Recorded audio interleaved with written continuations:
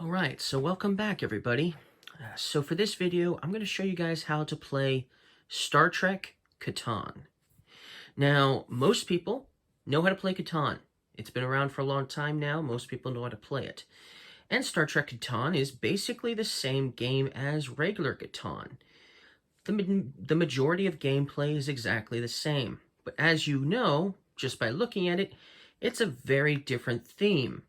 And even the resources, like dilithium right here, even these resources are also very different. And so, because of that, it can be confusing, maybe perhaps to those who have played the regular Catan. They might get confused with these resources and get resources mixed up with other resources because of their experience playing so much of regular Catan. So this video, even though it's for people who haven't played Catan before, and I'm going to be talking about how to play it as if you hadn't played any of the Catan games before, but it's also good for those who haven't played Star Trek Catan either, because after all, there's going to be some things in this game that isn't in regular Catan. And let's just quickly just show you what I mean. One of the things in this game that isn't in regular Catan are Starfleet officers, or basically characters from the original Star Trek Enterprise crew, okay? These characters give you awesome abilities. Abilities you never had in original Catan. And so these characters that we all get to play with, we're all probably going to get to play with more than one of these throughout the course of the game. This will definitely add some differences to, obviously, regular Catan. We'll go over these last, of course, but that is one thing that is definitely different, for sure. And like I said, the resources are also very different. So we have water, and we have oxygen, and we have food, and titanium, and dilithium, okay? So the resources are going to be different. So obviously, it's going to be harder to think of some of these resources as other resources from the original game. So just forget the other resources from the original game and just go with these new resources here. There are still development cards in this game. So just like with regular Catan, there will still be development cards that you can get in this game as well. The dice is a little harder to see perhaps on the camera. So, you know, for those who can't see the two different colors here, red and blue, they did provide two regular dice if it's easier to play with these instead. Obviously, there's other differences. We have planets now instead of like mountains and forests and things like that. We have actually planets, and each one of these planets will produce just one resource. Okay, so let's talk about the different types of planets and what they produce. So these are the red planets, and they produce titanium. The yellow planets produce food. The green planets produce dilithium. The blue planets would obviously produce water. And the white gas planets over here produce oxygen. Okay? Then, you'll also notice there might be a different story. This one you can barely see, probably in the camera. But this is our Klingon bird of prey. This replaces the robber. It still acts exactly like the robber does, except now you've got a Klingon bird of prey instead of a robber. Personally, I prefer the Klingons to the robber, just thematically, in a thematic sense, of course. So obviously, those are some major differences in the game. But, but pretty much everything else is still going to be the same, besides themes, of course. So let's just show you. So instead of roads, we have starships. So just think of these starships as roads. They will act exactly as roads. You will be building them like this, for instance, forming a little route of starships. They will act as roads between outposts, or small space stations, or large space stations, or star bases, whatever term you want to use. So these here are our outposts, or small space stations, okay? And when you are able to build a large space station by simply converting a small space station into a large. You'll just add this little saucer section here, basically, and now you've got a star base or a large space station. It's as simple as that. That's what you're going to do. That's how you're going to build those. But you'll still start with a star base, 2 star bases, and 1 starship. So that's what you'll start with. 2 star bases and 2 starships, and obviously 2 different areas around the board. You're still going to place them the same. So let's place them now. Let's just go ahead and place all of them now. Let's say I'll put the outpost, the white outpost here can go, I'm just pretending I'm the white player here. I'm just going to pretend I'm the white player. So I'm going to put it on, where's number 12? Right here. So I'm going to put it on this here. So that's where I'm going to put it. And then I'm going to put my starship in going this direction, hoping to build my other star base over there maybe. And then another player would go, probably in turn order, clockwise. They would choose their location. So let's see here. Where do they want to go? What's a good number? Well, 8's a good number. 6 is a good number. So, they're going to go, orange is going to go here. And I think they're going to go upwards. Like that. And then the red player would go. And they would choose a location. Well, 8, 5, and 10 is a pretty good equation. So we'll go there, for instance. And, maybe we'll try to go, red doesn't have access to green yet, and green is right there, so we'll just have it pointing downward. So this way, maybe it can go to either this green one or this green one. And then, obviously, just like regular Catan, red would go again and place their starbase and starship in another location, since they went last, since they had the last location, basically, of where they can put their starbase and starships, for instance. They'll go last. So let's see here. Well, they have access to the oxygen, and they have access to titanium, and they have access to water, but they don't have access to access to food or dilithium. So they could go here and have access to both of those resources, but they'd have a harder time connecting their starship line with orange and white right here. So they're just going to go here because it's just easier to, perhaps get some resources over here. So they're going to go like right here and just place their starship in this direction, like so. And then orange would get to choose their location, obviously. They have oxygen, water, and dilithium, so that means they still need access to food, and they still need access to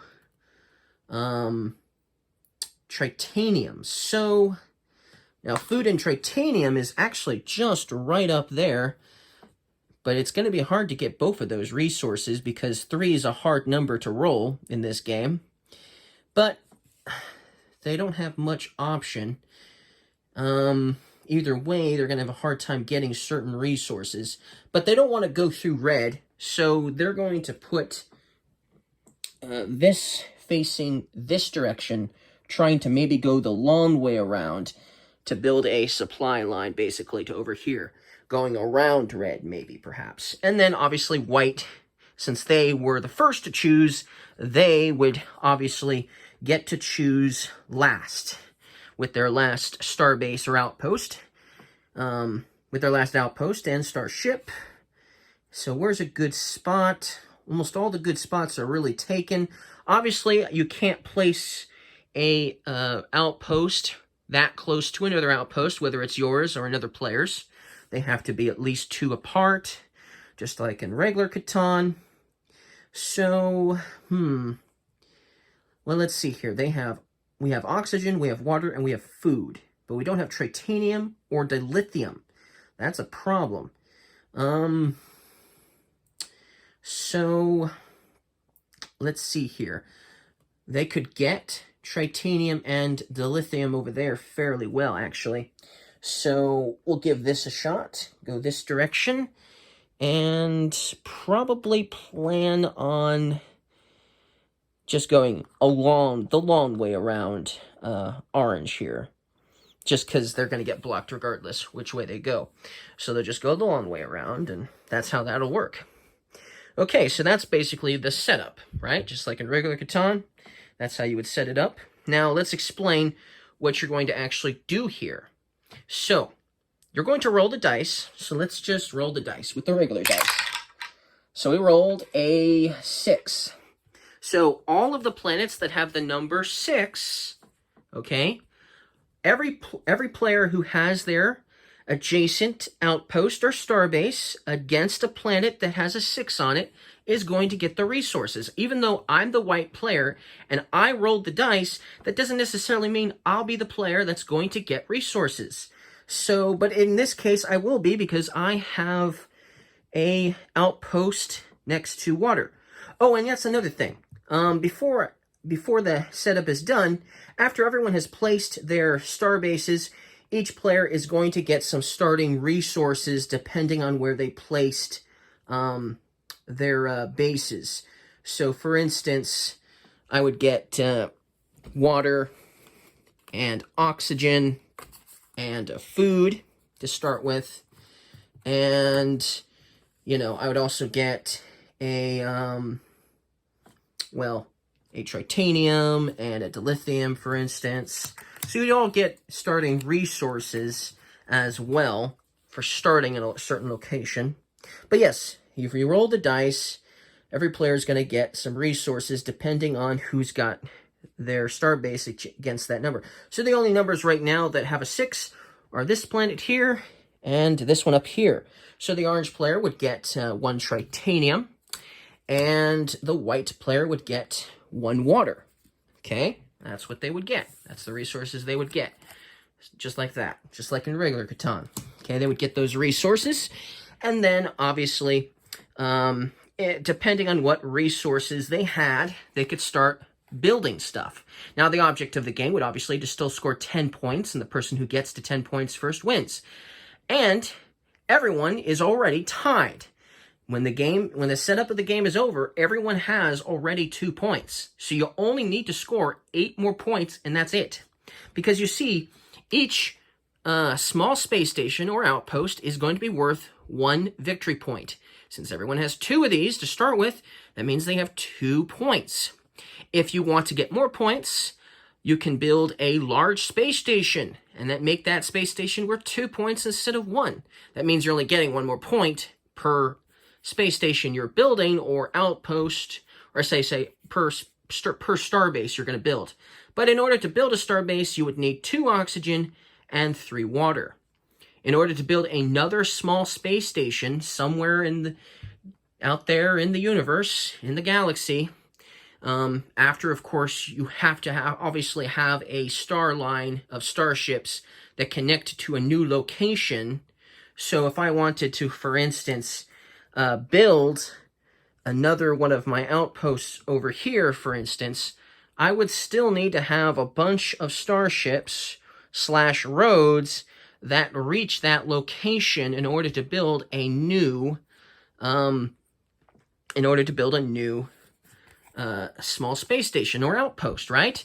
But obviously, you can't build any new small space stations in the beginning of the game because they're too close to your other outpost. So you would still need to build another starship first, and then you would still need to, that means you would need 1 dilithium and 1 titanium to build a starship. Okay, that's what you're going to need. And then, if you still had more resources, then probably you could go ahead and build yourself a small space station at that moment if you really wanted to, depending on your strategy, of course. But that would cost you 1 dilithium, it would cost you 1 titanium, 1 food, and 1 oxygen. And then there's another thing you can also use your resources on. You can use 1 food, 1 oxygen, and 1 water to get a development card. And the development cards do a variety of things. Some might give you victory points. and other things. So that's basically what's going to happen. You're trying to get 10 victory points. The first player that does it, obviously is going to win. Now, most of these victory points, other players are going to know you have. They're going to know how many star bases you have. They're going to know how many outposts you have.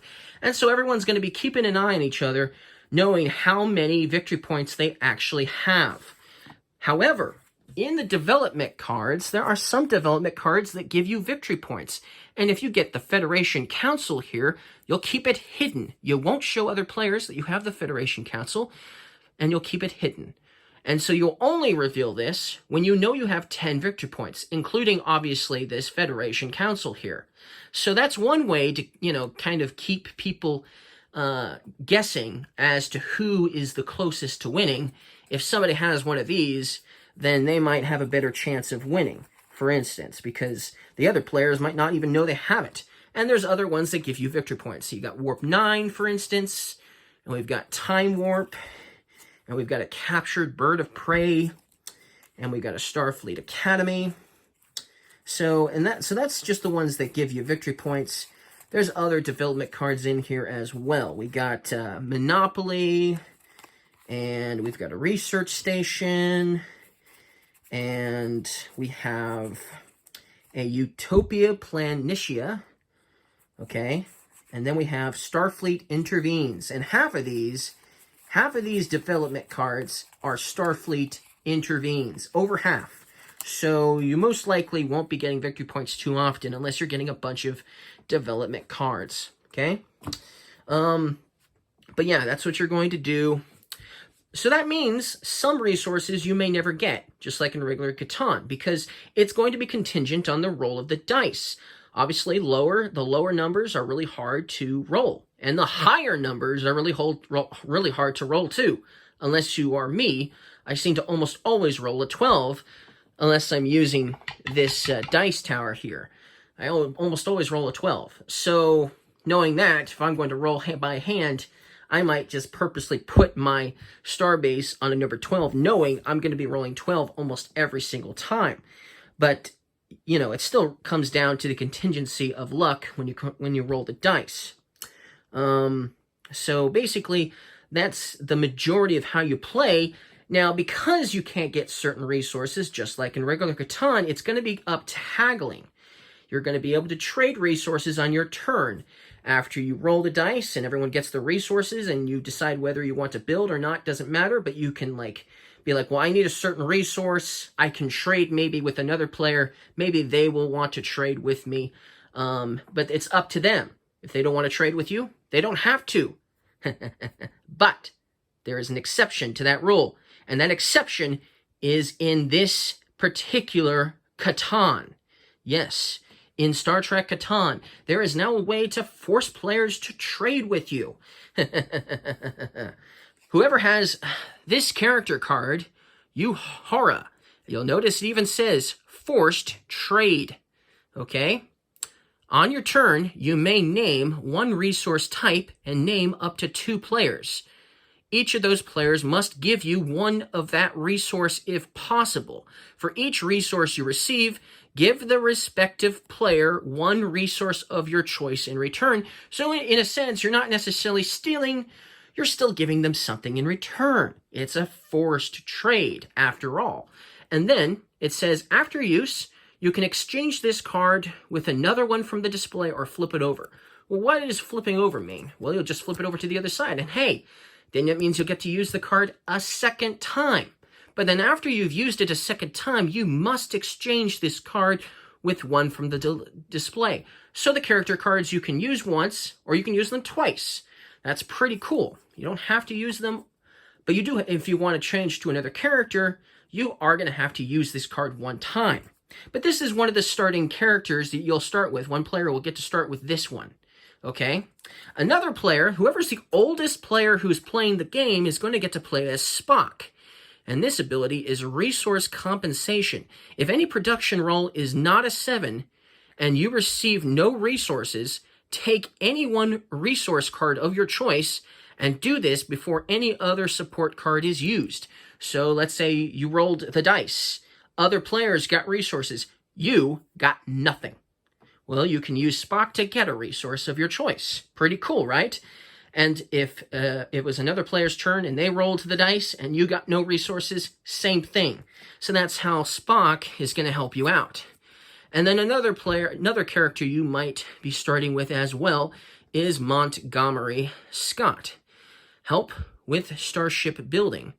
So on your turn, when building a starship, you may replace one dilithium or titanium with any one other resource of your choice. So basically, you may not have both of those resources, but if you have, if you have Scotty with you, you'll be able to maybe build it with a different resource, and you can use him twice before switching over to another player. If you're playing a 4-player game, even so, you might not be playing with Kirk right away. So, but for instance, there is Kirk. What does Kirk do? What does James T. Kirk do? Well, he is protection from the 7. When any 7 is rolled, you may immediately use this advantage. If you have more than 7 resources, you do not lose any. Otherwise, take one resource of your choice. So when the number 7 is rolled, that is when the Klingon bird of prey enters the fray. Ooh, I like that. Anyways, so it's just like the robber. When you roll the 7, doesn't matter who rolls it, the player who rolls the 7, they're first of all going to get to steal a card from another player using this Klingon battlecruiser. And then they're going to get to put the battlecruiser, or say the bird of prey, on a number of their choice, on a planet of their choice, blocking that number. So every time the 6 is rolled, that planet will not be part of the roll. Anybody who has any star bases here or outposts here won't get the corresponding resource because the Klingons are there. Okay? That's how that's going to work. And every time somebody rolls the 7, they're going to have to move this Klingon bird of prey somewhere else, preferably somewhere that helps them out and doesn't help their opponents. But until then, until 7 is rolled, the Klingon battlecruiser will just stay there. The Klingon bird of prey will just stay there. But if you have James T. Kirk, you can block everything that the Klingons do. You can block getting stolen from, for instance, and you can still take one resource of your choice with this. Not only that, but regardless of whether you're the player who rolled 7 or not, if you have more than 7 resources in your hand, you have to discard a lot of resources. I think it's discard down to 6 resources. And so if you had like 10 resources, you'd have to discard a lot of resources. But if you had James T. Kirk with you, you could block that problem, which is awesome. Really cool. I like that. But if you didn't have more than 7 resources, like I said, if you didn't have more than 7, you would otherwise get another resource of your choice. So maybe you had exactly 7. You could get 8 resources at that point. But if you have more than 7, then you can use James T. Kirk to block the Klingons, basically. Klingons are afraid of James T. Kirk, or maybe they just don't like him as much as everyone else. So, anyways, that's how that's going to work. And obviously, all these other characters have awesome abilities as well. We won't go over all of them, but we've got Leonard McCoy and Chekhov, and we've got Sulu, and we've got Christine Chappell and Janice Rand, and we've got Sarek as well. So we've got lots of different characters here. But yeah, you'll get a character, and then after you play with a character once or twice, you will basically put it back in a tableau of characters that are going to be out face up on the table, and you're going to get to choose another character from that group and add them to your hand, if you will, and you'll be getting to play with that character for a while before obviously switching to another character. And that's basically how the characters are going to work. Obviously, some of them are awesome. James T. Kirk and O'Hara are definitely one of the best there is, especially O'Hara. She's awesome.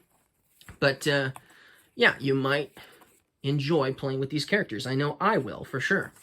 So I think I explained pretty much everything there is to really explain about the game, with the exception of obviously these. If you have a starbase or an outpost adjacent to one of these trading posts here, you can trade resources for another resource. So like this location here, you can trade 2 titanium for 1 resource of your choice, 2 oxygen for 1 resource of your choice, any 3 resources for 1 resource of your choice, 2 water for 1 resource over here, 2 dilithium for 1 resource, 3, any 3 for 1, any 3 for 1, 2 food for 1, any 3 for 1. So that's how that's going to work. If you have a, like I said, star base over here, or an outpost over here, or over here, for that matter. But that's basically, that's pretty much the entire game, I think. That I think I've explained pretty much everything there is to explain. So thank you guys for watching this video. Hopefully this helps you guys obviously get into the theme and get into the feel for this game. And I'll see you guys again next time. Don't forget to leave a like if you liked it. See you guys again next time.